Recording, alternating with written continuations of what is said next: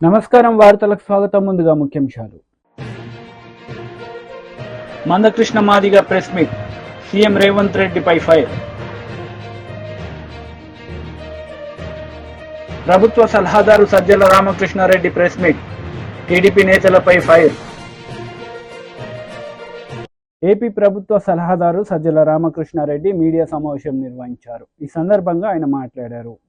Polling కు ముందు decision తీసుకుని కంట్రీ అంతా ఇంప్లిమెంట్ చేస్తే అది న్యాయమైంది, నిష్పక్షపాతంగా ఉన్నది.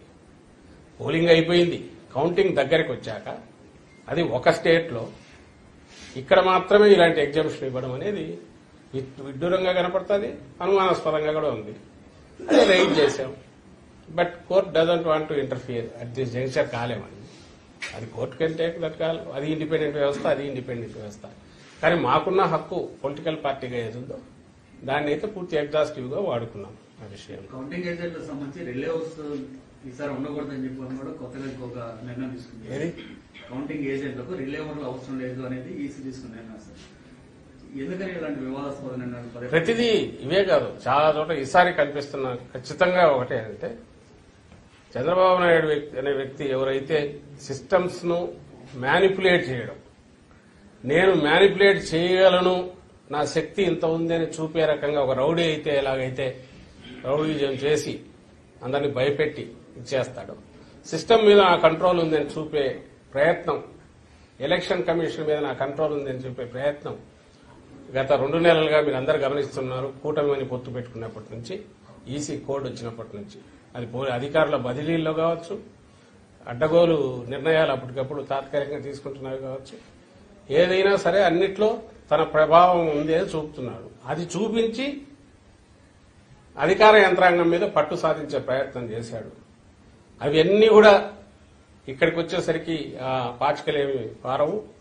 అది ఏదైనా ఉంటే సైకలాజికల్ గానో మానసికంగానో ఆయన నమ్ముకున్న వాళ్ళకు కొంత టెంపరీ ఆనందాన్ని ఇస్తుంది. లేదా అధికారులు కొంతమంది భయపడి ఎందుకైనా మంచిది, వీళ్ళు చెప్పినట్టు ఉంటే బెటర్ కదా అని వాళ్ళ చెప్పినట్టు ఫాలో అయ్యే అవకాశాలు ఏమి ఉంటాయేమో. కానీ యాక్చువల్ ఓటింగ్ దీనికైతే దాని ఇంపాక్ట్ క్రియేట్ చేయదు.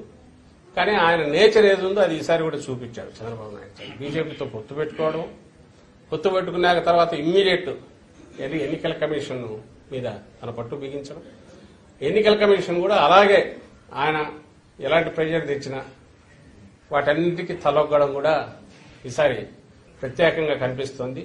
బహుశా వాళ్ళ నేషనల్ స్ట్రాటజీ, బీజేపీ నేషనల్ దీనిలో పార్ట్గా సౌత్ లో 4 సీట్లు ఎక్కువ వచ్చినట్టు చూపించుకునే ప్రయత్నంలో భాగంగా ఈ సైకలాజికల్ ఇది క్రియేట్ చేశారేమో అని అనిపిస్తుంది. సోషల్ మీడియాలో కొంతమంది రెచ్చగొట్టే వ్యాఖ్యలు చేస్తున్నారు. మీ పార్టీ కార్యకర్తలకు రేపటి కోసం ఎలాంటి సూచనలు? ఏం చేయగలరు? వాళ్ళు ఏం చేస్తారు? ఇంత బలమైన పార్టీ వాళ్ళేదో దాని ఏమంటాం మానసిక ఆనందం కోసము, ఆత్మతృప్తి కోసము సోషల్ మీడియాలో 4 వార్నింగ్లు ఇస్తే ఏదో అంటారు, ఇది ఉడత చప్పుళ్లకు బెదిరే వాళ్ళు ఎవరు ఉంటారు ఇక్కడ, దాని గురించి పెద్ద లెక్కలేకేసుకోవాల్సిన అవసరం లేదు. బట్ ఓవరాల్ నేనైతే వీఆర్ వెరీ కంఫర్టబుల్. మళ్ళీ చెప్తున్నాం, బ్రహ్మాండమైన మెజార్టీతో రేపు మళ్లీ జగన్మోహన్ రెడ్డి గారు రెండోసారి ప్రమాణ స్వీకారం చేయబోతున్నారు అనుకున్నట్టు.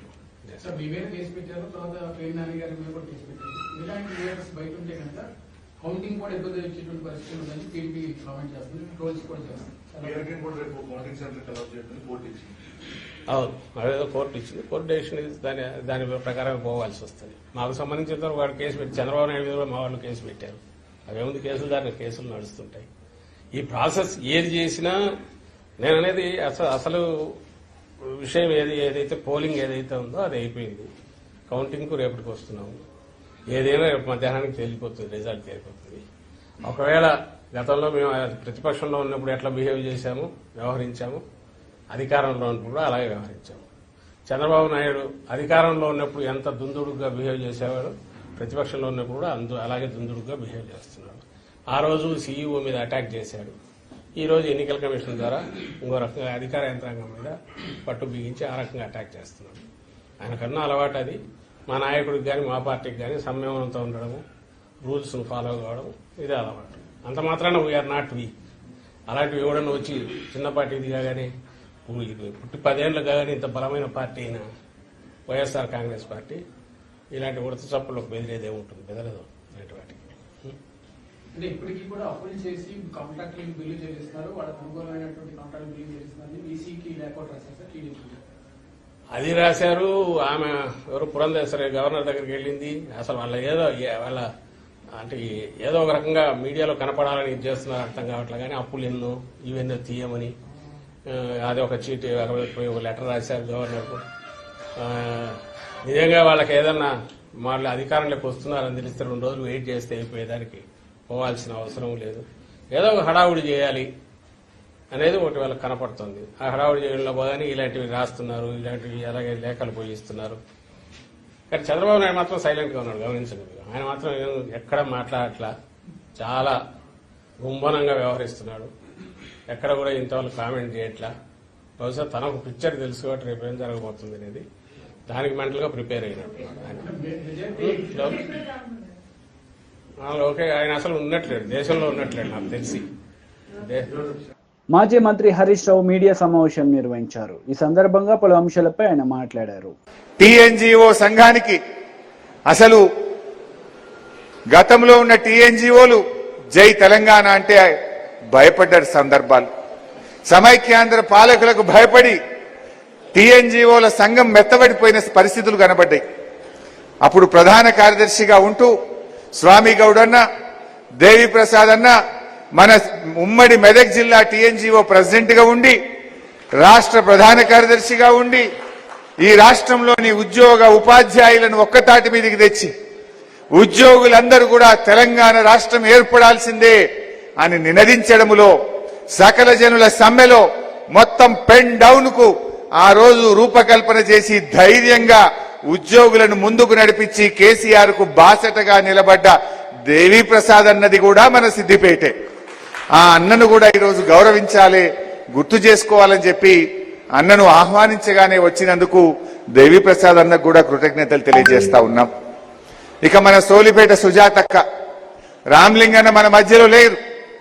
కానీ ఉద్యమంలో ఒక జర్నలిస్ట్ గా, ఒక విలేకరిగా పనిచేస్తూ ఎన్నిసార్లు జైల్లో పడ్డాడో, ఎన్నిసార్లు అరెస్ట్ అయిండో. తెలంగాణ ఉద్యమంలో ఒక కాల్ వచ్చిందంటే ఫస్ట్ రామలింగన్న ముందుండేవాడు.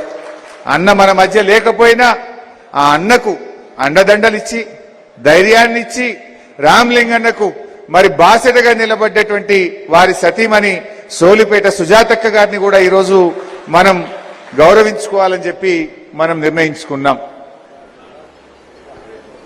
అదేవిధంగా మరొక ముఖ్య నాయకుడు, రాష్ట్ర స్థాయిలో మరి తెలంగాణ వర్కింగ్ జర్నలిస్టులకు అసోసియేషన్ లో ప్రధాన కార్యదర్శిగా, అధ్యక్షుడిగా అపూర్వమైన సేవలు అందించడమే కాదు, యాజమాన్యాలన్నీ ఆంధ్ర యాజమాన్యాలున్నా తెలంగాణ జర్నలిస్టులకు ధైర్యం ఇచ్చి జర్నలిస్టులందరినీ జై తెలంగాణ అంటూ ఉద్యమంలో ముందుకు నడపడంలో గాని, రాష్ట్ర స్థాయిలో కూడా మరి అప్పుడు సకల జనుల సమ్మెలోనైనా అనేక ఉద్యమాల్లో తన ప్రత్యేకమైన కీలకమైన పాత్ర పోషిస్తూ జర్నలిస్టులను తెలంగాణ ఉద్యమంలో మలచడంలో గాని, జర్నలిస్టులు తెలంగాణ వ్యాప్తంగా తెలంగాణ ఉద్యమానికి చేయూతనందించడంలో అత్యంత ప్రభావశీలమైనటువంటి పాత్ర పోషించినటువంటి మన గజ్వేల్ ప్రాంత వాస్తవ్యులు, ఈ సిద్దిపేట జిల్లా ముద్దుబిడ్డ అయినటువంటి విరాహత్ అలీ గారిని కూడా ఈరోజు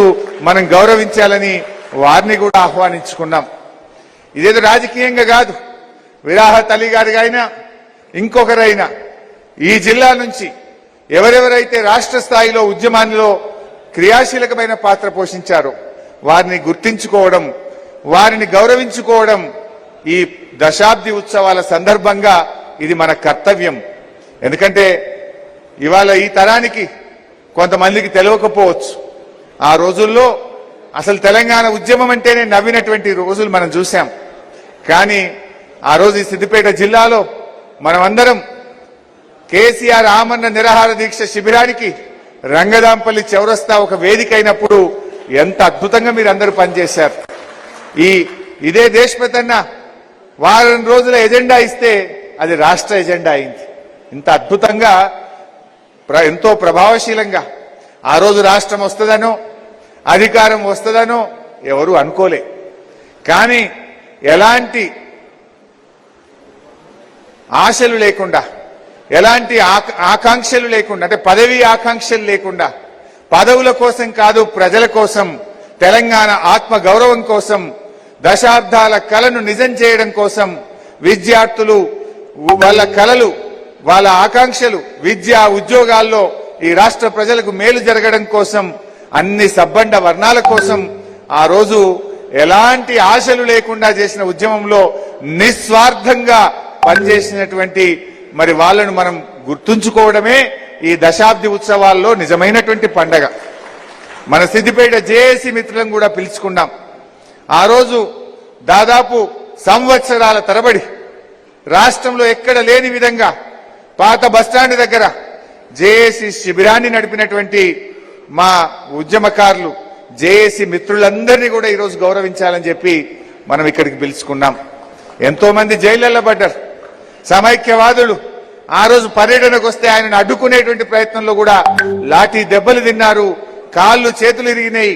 జైళ్లలో పడ్డా కూడా జై తెలంగాణ అంటూ ధైర్యంగా ముందుకు నడిచినటువంటి వాళ్ళను కూడా ఇవాళ మనం గుర్తు చేసుకోవాలనుకున్నాం. సో ఇలాంటి ఈ కార్యక్రమం మన కొత్త ప్రభాకర్ రెడ్డి అన్న జిల్లా అధ్యక్షులుగా, అన్న మనం రొటీన్ గా కాదు, అన్ని జిల్లాల కంటే భిన్నంగా చేద్దాం, ఈ జిల్లా నుంచి రాష్ట్ర స్థాయిలో సేవలు అందించిన వారిని ఆహ్వానించుకుందామని ఒక మంచి ఆలోచనతో మన జిల్లా పార్టీ అధ్యక్షులు కొత్త ప్రభాకర్ రెడ్డి గారు ఇంత గొప్పగా ఈ కార్యక్రమాన్ని నిర్వహించడం నిజంగా నాకు చాలా సంతోషంగా ఉంది. ఎందుకంటే ఏ ఉద్యమకారుడైనా, ఏ పోరాటంలో పాల్గొన్న వాళ్ళైనా ప్రేమను కోరుకుంటారు, గౌరవాన్ని కోరుకున్నారు తప్ప ఇంకేం కోరుకోలేదు. ఆ రోజు రాష్ట్రం వస్తుందనో, సీనన్న ఎమ్మెల్సీ అవుతాడనో, నేను ఎమ్మెల్యే అవుతానో. కాంగ్రెస్ నేతలు మీడియా సమావేశం నిర్వహించారు. ఈ సందర్భంగా పలు అంశాలపై వారు మాట్లాడారు. మీడియా మిత్రులకు నమస్కారం. ఎమ్మెల్సీ ఎన్నికల, మహబూబ్ నగర్ ఎమ్మెల్సీ ఎన్నికల ఫలితం వచ్చింది. మునిగిపోయేటానికి గడ్డిపోచ దొరికినా కూడా ఆనందపడతాడు. సముద్రంలో మునిగిపోయేటానికి గడ్డిపోచ దొరికినా అబ్బా లైఫ్ లైన్ వచ్చిందిరా అని ఆనందపడతాడు. కానీ అది ఎంతసేపు ఉంటుంది, ఆ గడ్డిపోచ ఎంతకాలం కాపాడుతుంది అనే విచక్షణ వాళ్ళకు ఉండదు ఆ సమయంలో. ఇప్పుడు కేటీఆర్ గారిది కూడా గదే పరిస్థితి. మునిగిపోతున్నామని ఆల్రెడీ స్పష్టంగా తెలుస్తూ ఉంది. మెదక్ పార్లమెంటే గెలుస్తారో లేదో అన్న రిపోర్ట్ వారికి వచ్చే ఉంటుంది. మొత్తం తెలంగాణలో ఉన్న 17 అసెంబ్లీ స్థానాల్లో 1, 2 స్థానాల్లో తప్ప మిగతా స్థానాల్లో 3వ స్థానం లేదా డిపాజిట్లు పోవడం ఖాయం అయిపోయింది. రిజల్ట్ 4వ తారీఖు వచ్చే రిజల్ట్ గురించి ఆలోచించకుండా మహబూబ్ నగర్ ఎమ్మెల్సీ ఎన్నికల ఫలితాల గురించి వ్యాఖ్యానం చేస్తూ ఉన్నాడంటే కొద్దిగా కూడా రాజకీయ పరిజ్ఞానం లేదు మా కేటీఆర్ గారికి. స్పష్టంగా మనకు తెలిసిన విషయమేనా, టీఆర్ఎస్ పార్టీ గుర్తుతోటి గెలిచిన ఎంపీటీసీలు, జెడ్పీటీసీలు, కౌన్సిలర్లు పెద్దలు చెప్పినట్టుగా 920 గెలుచుకున్నారు. మాకు 340 మందే గెలిచినాం. దాంట్లో ఎలక్షన్స్ కంటే ముందు చాలా మంది బీఆర్ఎస్ లోకే పోయినరు. అంటే ఓన్లీ 200-250 మంది కాంగ్రెస్ బలం. మరి 250 కాంగ్రెస్ బలం ఉన్నాక ఈ ఎలక్షన్లో మాకు 652 ఓట్లు వచ్చినాయంటే మరి మాకు బలం పెరిగినట్ట, బలం తరిగినట్ట? ప్రజామోదం కాంగ్రెస్ పార్టీకి పెరిగినట్ట, తగ్గినట్ట? బీఆర్ఎస్ పార్టీకి 920, మళ్ళీ అదనంగా కాంగ్రెస్ లో అక్కడిక్కడ గెలిచిన వాళ్ళు జాయిన్ అవ్వడం, దాదాపుగా 1100 మంది బీఆర్ఎస్ లో ఉండిరి ఈ ఎలక్షన్ కంటే ముందు. మరి 1100 మంది ఉంటే ఎంత అయిన వాళ్లకు? 763 మంది. అంటే దాదాపుగా 350 మంది సొంత పార్టీలో గెలిచిన ఉన్న వ్యక్తులు కూడా ఆ పార్టీని కాదనుకొని కాంగ్రెస్ పార్టీకి ఓటేసిందంటే రాబోయే రోజుల్లో ఏ కార్యకర్త కూడా గ్రామీణ స్థాయిలో బీఆర్ఎస్ పార్టీకి మిగలడు.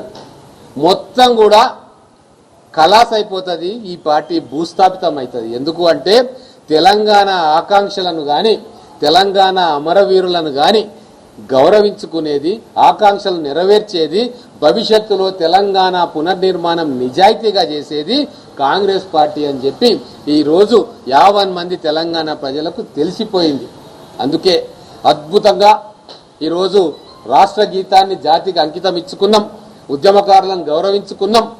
రాబోయే రోజుల్లో వాళ్ళకు సన్మానం కూడా చేసుకుంటాం. ఒక కుటుంబ హస్తాల నుంచి తెలంగాణను విముక్తి చేసుకున్నాం. ఆ సంతోషం ఈరోజు తెలంగాణ ప్రజలకు ఉంది. ఈ తెలంగాణలో బీఆర్ఎస్ పార్టీ భూస్థాపితమైందన్న సంతోషం రేపు 4వ తారీఖులో తెలంగాణ ప్రజలకు చిరుజల్లులాగా వాళ్లకు కురుస్తుంది, వాళ్ళ మీద పడుతుంది. రాబోయే 5 సంవత్సరాలు చాలా సంతోషంగా తెలంగాణ ప్రజలు ఉండబోతా ఉన్నారు. మా ముఖ్యమంత్రి గారు, మా మంత్రులు అత్యద్భుతంగా 6 గ్యారెంటీలు అమలు చేయబోతా ఉన్నారు. కొంతమంది గవర్నమెంట్ ఉద్యమకారులను అమరవీర కుటుంబాలను గౌరవిస్తున్నారు. చాలా మంది తప్పని మందకృష్ణ మాదిగా ప్రెస్ మీట్ నిర్వహించారు. ఈ సందర్భంగా పలు అంశాలపై ఆయన వివరణ ఇచ్చారు. సమ్మక్క సారక పేరు ఉండదా? కథ పాటలు మాత్రం సమ్మక్క సార ఉంటుంది.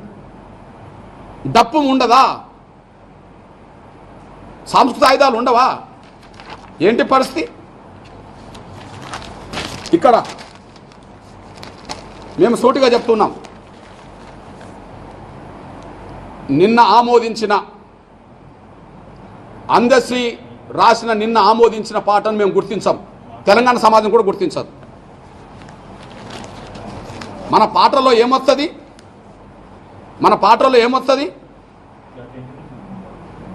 మీ దృష్టికి నేను తీసుకొస్తున్నా. నేను ఒక పాటలో మీరా సాహెబ్ కూడా పేరు వస్తుంది. ఎస్సీలది, బీసీలది, మైనార్టీలది, అగ్రకులాల్లో ఉన్న వాళ్ళందరిది వస్తుంది, బ్రాహ్మణులది కూడా వస్తుంది. ఇప్పుడు ఎవరి పేరు లేకుండా పోయింది కదా.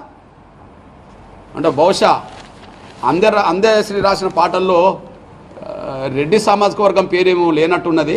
కాబట్టి మిగతా వాళ్ళ పేర్లు ఎందుకు పెట్టాలని చెప్పి అన్నీ తీసేసినట్టున్నది నేను అనుకుంటున్నా. అందశ్రీ రాసిన పాటల్లో స్ఫూర్తిని నింపిన ఒక రెడ్డి సామాజిక వర్గ ప్రముఖుడి పేరు లేనట్టున్నది. కాబట్టి మా రెడ్డి సామాజిక వర్గం ప్రముఖుల పేర్లే లేనప్పుడు మిగతా వాళ్ళ పేర్లు ఎందుకని మొత్తం తీసేసినట్టున్నది. తీసేయమని ఈయన చెప్పినట్టున్నది, ఈయన తీసేసిండు. అంటే ఉన్న గౌరవం అందశ్రీ పోడగొట్టుకున్నాడు. అందువల్ల మేము చెప్తున్నాం, నిన్న ఆమోదించిన జూన్ 2వ తారీఖున ఆమోదించిన ఆ గీతాన్ని తెలంగాణ సమాజం అంగీకరించదు, ఆమోదించదు. స్పష్టం చేస్తున్నా నేను, తెలంగాణ సమాజం అంగీకరించదు, ఆమోదించదు. నేను మళ్ళీ చెప్తున్నా, ఆనాడు ఉద్యమ కాలంలో పాడిన పాట తెలంగాణ సమాజాన్ని నిద్రలేపింది, యుద్ధంలో నిలబెట్టింది. ఇప్పుడు నిన్న పాడిన పాట అందరినీ నిద్రపుచ్చేటట్టు చేసింది. మేము పాలిస్తాం, మీరు నిద్రపోండి అని చెప్పేసింది. అంటే ఇది జోలపాడినట్టు చేసింది. ఆ 3 చరణాలే జోలపాడింది, కానీ 12 చరణాలు యుద్ధంలో నిలబెట్టింది. అది యుద్ధంలో నిలబెట్టింది ఆ పాట. ఇప్పుడు ఈ పాట నిద్రపోండి అని చెప్పి జోలపాట పాడింది. బహుశా ఇప్పుడు పాలకుడికి కావాల్సిందేంది? అందరినీ నిద్రపుచ్చడమే కదా. రేవంత్ రెడ్డి గారు కావాల్సిందేంది? నిద్రపుచ్చడమే కదా. కాబట్టి నిద్రపుచ్చే పాటగా దాన్ని తయారు చేసిండా అనే విషయం కూడా మేము స్పష్టం చేస్తున్నాం. అంటే కీరవాణ్ణి పెట్టిండా లేదా ప్రాంతీయ దృక్పథంతో ఇంకో కోణంలో నేను మాట్లాడతలేను. ఆడ ఎవరిని పెట్టిండా నేను మాట్లాడతలేను.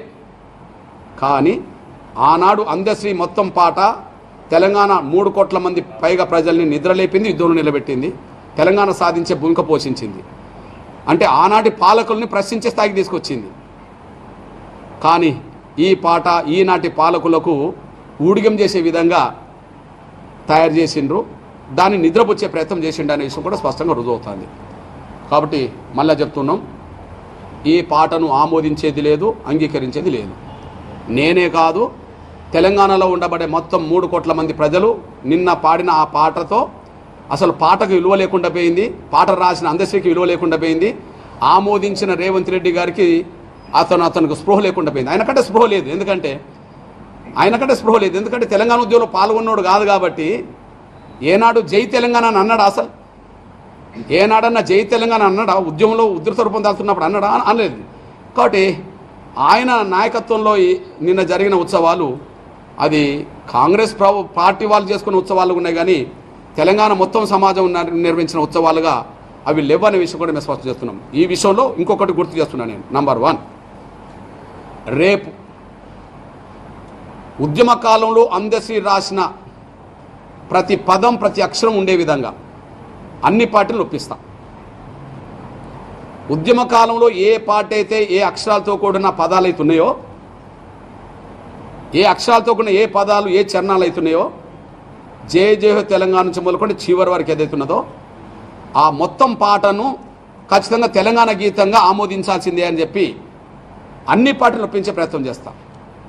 ఈ విషయంలో నా సోదరుడు రాష్ట్ర అధ్యక్షుడు బీజేపీ అధ్యక్షుడు కేంద్ర మంత్రివర్యులు ముందు కిషన్ రెడ్డి గారిని కలుస్తాను. ఇది పూర్తి పాట ఉండే విధంగానే దాన్ని మేము ఆమోదిస్తాం తప్ప ఇప్పుడు ఆమోదించి ప్రకటించింది మేము ఆమోదించమని ఆయనతో ప్రకటన చేసే ప్రయత్నం నేను చేస్తాను. సేమ్ టైం కేసీఆర్కు తెలంగాణ ఉద్యమకాలంలో నిమ్మరసించింది మేమైనా కారణాలు ఏమైనా కేసీఆర్ మమ్మల్ని ఆనాడు స్వాగతించలేకుండా పోయిండు. తర్వాత కనీసం అపాయింట్మెంట్ కూడా ఇవ్వలేకుండా పోయిండు. కొంత నిర్బంధం కూడా పెట్టిండు. ఆ బాధ మాకు ఆవేదన ఉన్నా ఈ గీతం సందేశాన్ని బతికించడానికి ఈ తెలంగాణ గీతం సందేశాన్ని బతికించడానికి అవసరం అనుకుంటే పూర్తి పాఠం మేము అంగీకరిస్తున్నాం. పూర్తి పాటను మేము అంగీకరిస్తున్నాం. గతంలో 10 ఏళ్ళ అధికారం ఉండి దాన్ని ఆమోదించకపోవడం కొంత పొరపాటు జరిగిందని, కానీ ఇక ముందు అందరం కలిసి అదే పాటను ఆమోదిస్తామని చెప్పి ఖచ్చితంగా కేసీఆర్ గారిని కూడా కలిసే ప్రయత్నం చేస్తాం. టీడీపీ పోలిట్ బ్యూరో సభ్యులు వర్ల రామయ్య మీడియా సమావేశం నిర్వహించారు. ఈ సందర్భంగా సీఎం జగన్ రెడ్డిపై మండిపడ్డారు. నేను ఈ రోజున చీఫ్ సెక్రటరీ గారిని అడుగుతున్నా, ఈ రోజున ఫైనాన్స్ సెక్రటరీ సత్యనారాయణ గారిని అడుగుతున్నా, మీరు ఇష్టం వచ్చినట్లుగా దోచిపెట్టింది నిజం కాదా? కమిషన్ల కక్కుర్తిపడి కాదా? రిలీజ్ చేయండి శ్వేతపత్రం.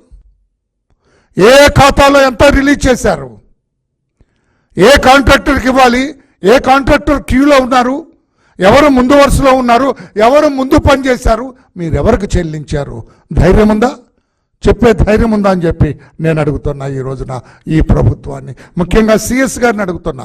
ముఖ్యమంత్రి లేడు, అయిపోయింది, రేపటితో అవుట్. ముఖ్యమంత్రి గారు అవుట్ రేపటి నుంచి.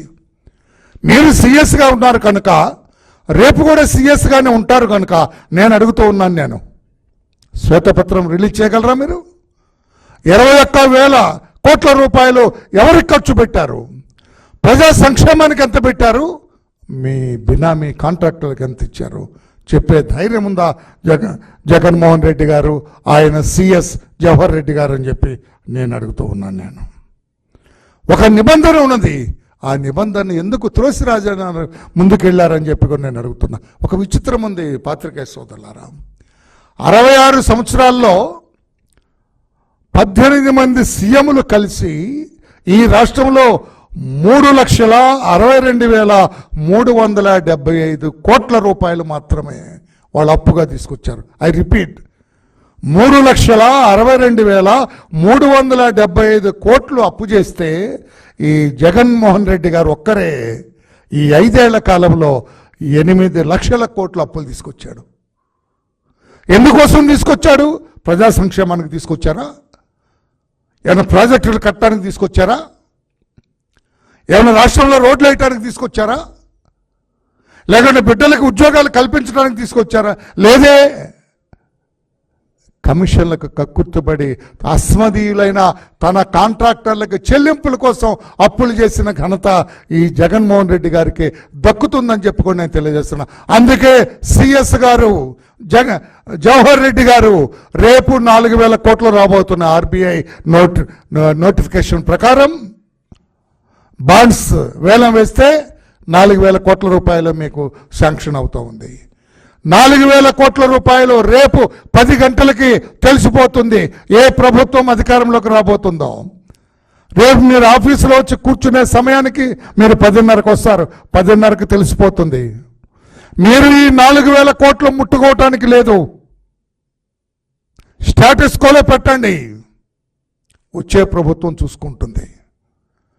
లేదు ఈ 4,000 కోట్లు కూడా ఇచ్చేస్తానంటే మిమ్మల్ని అనుమానించాల్సి వస్తుంది, మీ వర్కింగ్ సిస్టమ్ని అనుమానించాల్సి వస్తుంది.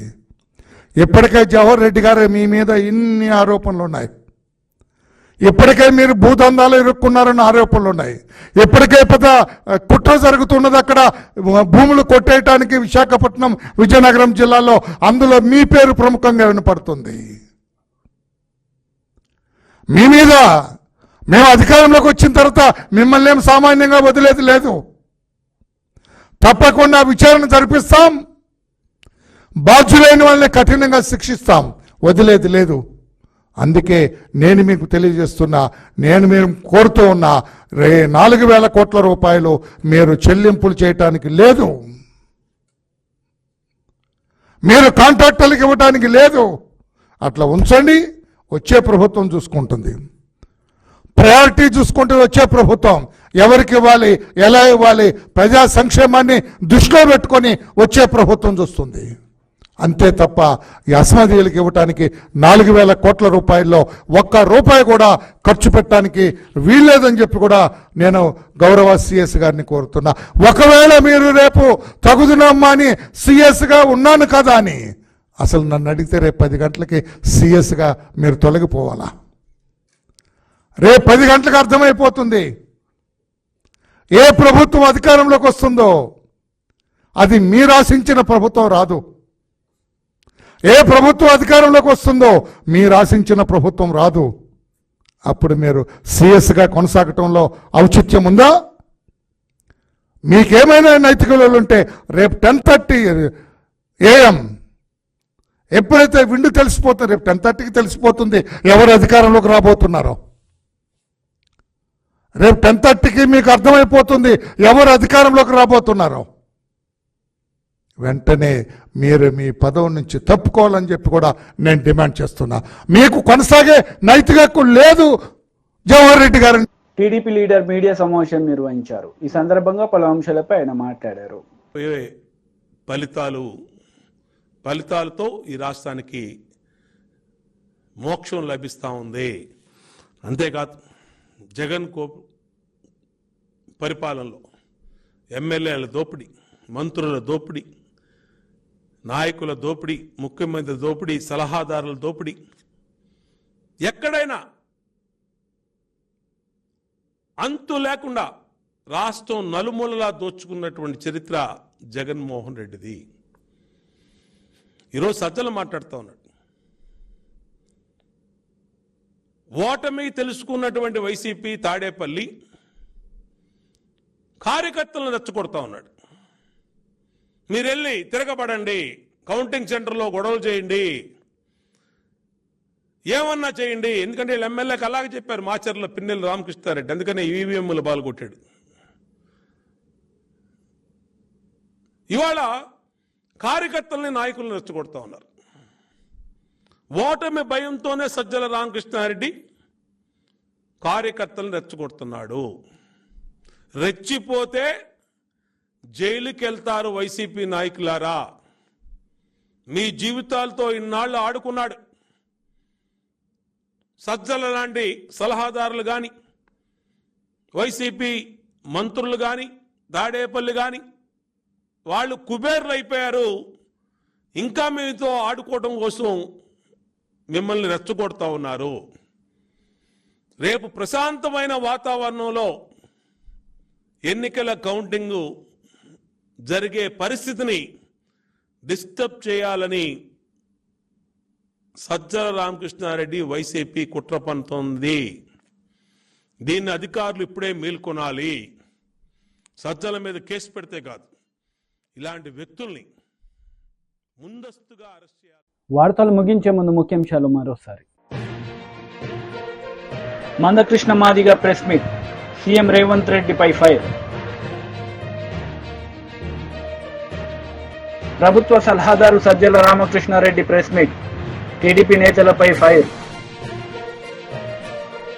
ఈ వార్తలు ఇంతటితో సమాప్తం. తిరిగి ప్రసారమయ్యే వార్తలు మళ్ళీ కలుద్దాం.